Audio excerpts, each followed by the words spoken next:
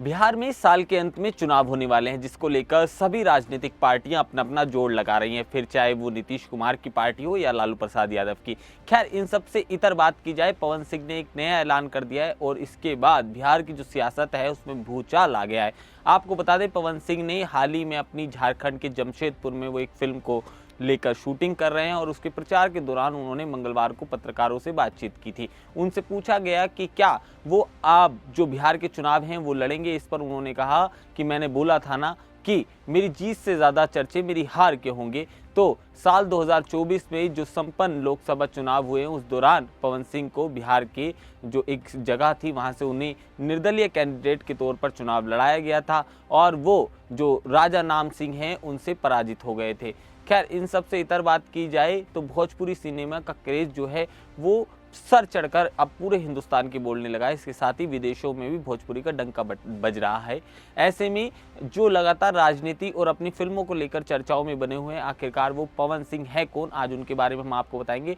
तो अगर बात की जाए भोजपुरी की जो लगातार इंडस्ट्री है वो दिन दुगनी रात चौगुनी तरक्की कर रही है, तो उनके पीछे कलाकारों का नाम आता है जिनमें अपनी अदाकारी के लिए लोगों का दिल जीता जाता है। इन कलाकारों के बारे में जो फैंस हैं वो बहुत कुछ जानना चाहते हैं, जैसे उनके पसंदीदा स्टार कितने ज़्यादा पढ़े लिखे हैं, उनकी लाइफस्टाइल कैसा है, इसके साथ ही पर्सनल लाइफ की यहाँ तक कि उनकी जाति भी जानना चाहते हैं।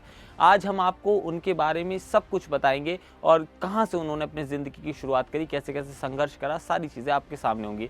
कलाकारों की यूँ तो कोई जाति नहीं होती, क्योंकि कला होती है वो खुद में एक जाति होती है। भोजपुरी सिनेमा के जो पावर स्टार के नाम से मशहूर हैं पवन सिंह, आज किसी भी परिचय के मोहताज नहीं हैं। आज उनके चाहने वालों की जो संख्या है वो करोड़ों में है। माना जाता है कि भोजपुरी जो गाना है पवन सिंह जो शुरुआत में उन्होंने गाया, जो लॉलीपॉप गाना था उनका, वो ग्लोबल लेवल पर बड़ा सुपरहिट हुआ था और देश विदेश में उनने पवन सिंह को एक अलग पहचान दिलाई थी।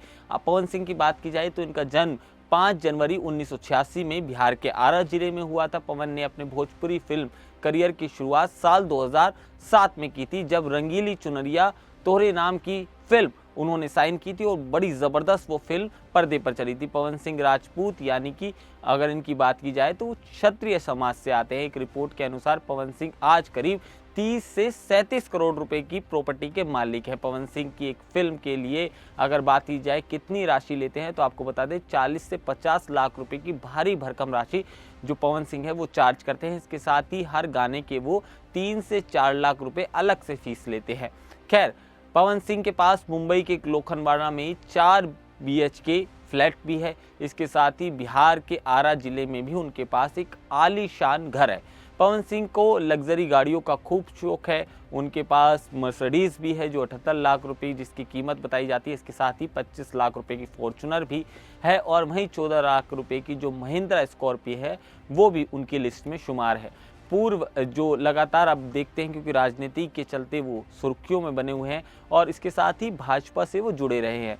पार्टी ने उन्हें पश्चिम बंगाल के आसनसोल से लोकसभा सीट से मैदान में उतारा था, जिसे उन्होंने व्यक्तिगत कारणों का हवाला देते हुए अस्वीकार कर दिया था। फिर उन्हें जो रजक उम्मीदवार हैं पूर्व केंद्रीय मंत्री उपेंद्र कुशवाहा के खिलाफ जो था वो स्वतंत्र उम्मीदवार के रूप में हमने चुनाव लड़ता हुआ देखा था उन्हें। और भाजपा ने अभी हाल ही की बात की जाए तो 22 मई 2024 की वो तारीख थी जब पवन सिंह को पार्टी विरोधी गतिविधियों के चलते पार्टी की छवि खराब करने के लिए निष्कासित किया गया था। बिहार भाजपा अध्यक्ष दिलीप जायसवाल ने पिछले दिनों एक टीवी चैनल में इंटरव्यू करते हुए पवन सिंह पर कई बातें बोली थी और संपर्क पर कहा था। और इसके साथ ही जब पवन सिंह के पूछा गया तो उन्होंने बताया, दिलीप जायसवाल एक ऐसे अध्यक्ष हैं जो सबको लेकर आगे चलते हैं, किसी ने मेरा कोई परहेज नहीं है। इसके साथ ही उन्होंने कहा कि जो पार्टी की विचारधारा से जुड़कर काम करेगा वो और पार्टी को आगे बढ़ाएगा तो हम उस पर विचार कर सकते हैं। ऐसे में अटकलें लग रही हैं कि भारतीय जनता पार्टी और पवन सिंह में दोबारा से कोई